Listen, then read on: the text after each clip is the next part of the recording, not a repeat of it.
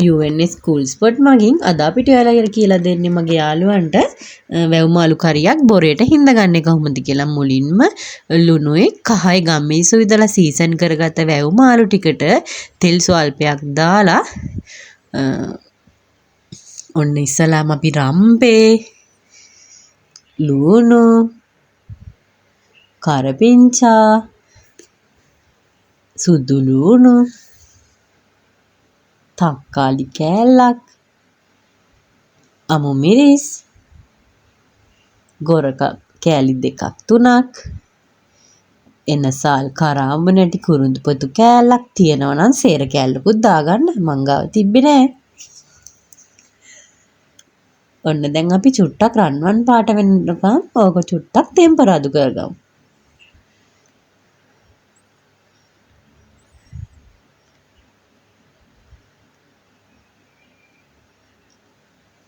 ඊට පස්සේ ටෙම්පරාදුන එකට මිරිස් කුඩු ටිකක් දාලා ඔයාලා කැමති නම් අමු තුන පහ කුඩු ටිකකුත් දාන්න. අපි නම් බැදමු තුන පහ ගත්ත හින්දා දැම්මේ නෑ.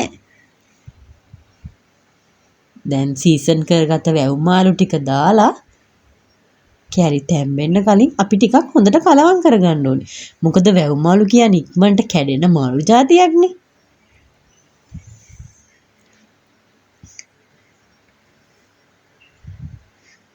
හොඳට මිරිස් තුන පහ ටික අහන්න චුට්ටක් හොඳට කලවම් කරගන්න ඕනේ ඉදෙන්න කලින්. මොකද කිදුනහම අපිට කලවම් කරගන්න බෑනේ. ඔන්න එහෙනම් ටිකක් වෙලා අපි වහලා තියමු. ඔන්න විනාඩි 15කට විතර පස්සේ මේ තමයි අපේ මාළු කරිය. ඔන්න චුට්ටක් දැන් හැඳි ගන්න බැරි හින්දා පොඩ්ඩක් අපි ඔන්න ඔය වගේ එහාට මෙහාට චුට්ටක් කරමු.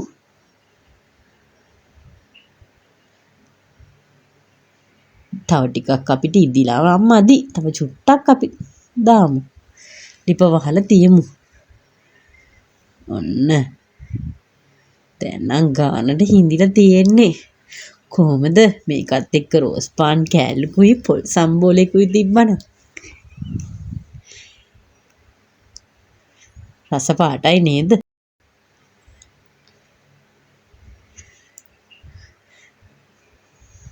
එහෙනම් තවත් අලුත් වීඩියෝ එකකින් හම්බ වෙනකන් ඔයාලා හැමෝටම සුබ දවසක්.